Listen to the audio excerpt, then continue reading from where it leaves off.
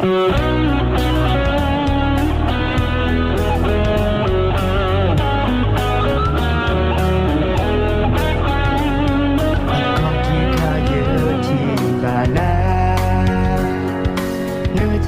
là thật chế nề bà yi to nè đôi thọ đôi xe nhờ cha khi là thật phá đôi thọ thọ về ra như đôi bên na lỡ như na bà sa như thế để thọ về bà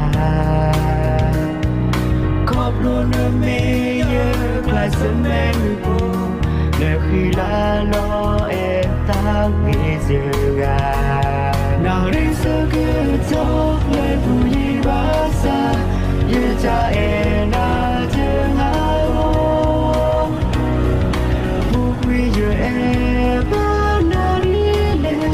cây đà lệ giờ em na cứ ba ma đi lệ đi na cứ tin na lời giờ em ba na no no you place in my mirror for you sẽ kể bà qua lời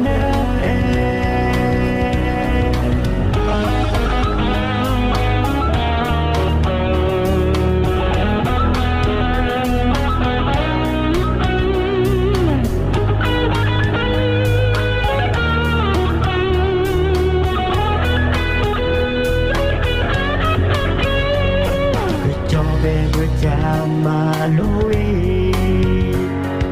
thế thì ra ta đã bỏ cuộc đủ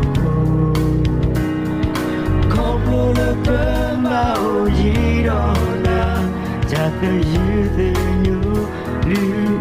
người ta chưa đôi trên na lỡ chưa na ba sa yêu thế để thọ lên bà khóc luôn ở mê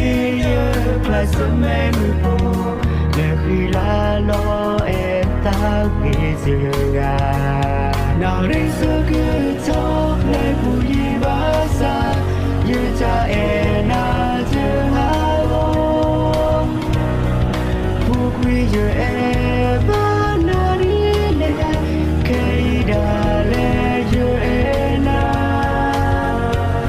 cứ ba ma đi lệ đi na cứ tin na lỡ như em ba na no no you place in my mirror for lỡ em sẽ kể bà qua lỡ em you place in my mirror